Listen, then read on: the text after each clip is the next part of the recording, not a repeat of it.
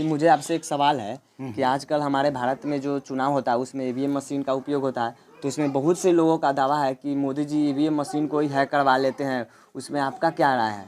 बहुत लोग बोलते हैं कि ईवीएम मशीन हैक हो जाता है, इसलिए मोदी जी मतलब पैसा देकर वोट जीत जाते हैं। इसमें वही राय पूछ रहे हैं आपका।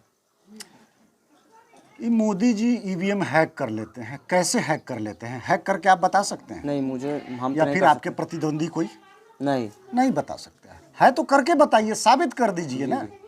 हैक करना होता हम दक्षिण में कर लेते, केरल में तो हम तड़प रहे हैं सरकार भाजपा की बने, तमिलनाडु में भी बेचैन है, तेलंगाना में बेचैन है, हैदराबाद में बेचैन है। पंजाब में क्या हम बेचैन नहीं हुए थे? दिल्ली में कम प्रयास किए जी। हैक कैसे होता? अरे भाई, जिस आदमी के एक आवाज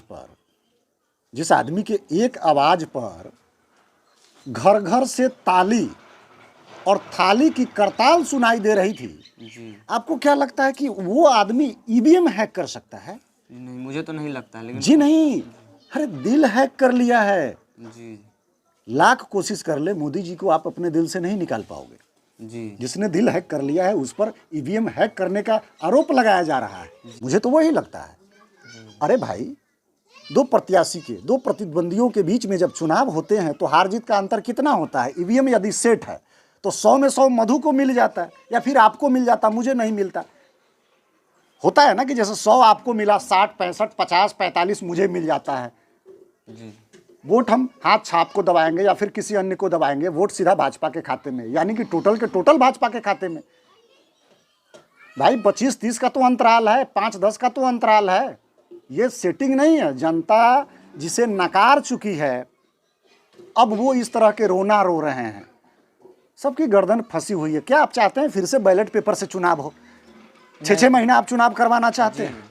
उसी प्रकार से, मतलब जिस प्रकार से पहले ईवीएम बैलेट पेपर वाले मशीन में रसनोई डाल दिया जाता था, कोई केमिकल डाल करके पूरे वोट प्रकरण को खराब कर दिया जाता था कि हाँ भैया उस बूथ को लूट लो, वहाँ पर भाजपा का ज़्यादा वोटिंग हुआ है, उस बूथ को लूट लो, वहाँ राजद का ज़्यादा सीट है, उस बैलेट को ही खराब कर दो, कुछ ऐसा कर दो।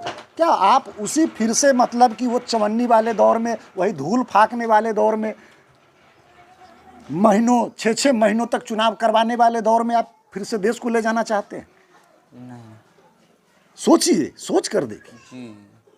ईवीएम ठीक है, और बैलेट पेपर से चुनाव कराने की बात है तो ये अब आगे भविष्य में क्या होगा ये तो हम नहीं कह सकते। लेकिन जो लोग कहता है कि ईवीएम को हैक किया जाता है, ये कोरी कल्पना है, बहुत झूठ बात है, झूठी कहानी है। इस पर हमें कहीं से ध्यान देने की ज़रूरत नहीं है, बस मैं यही कहूँगा।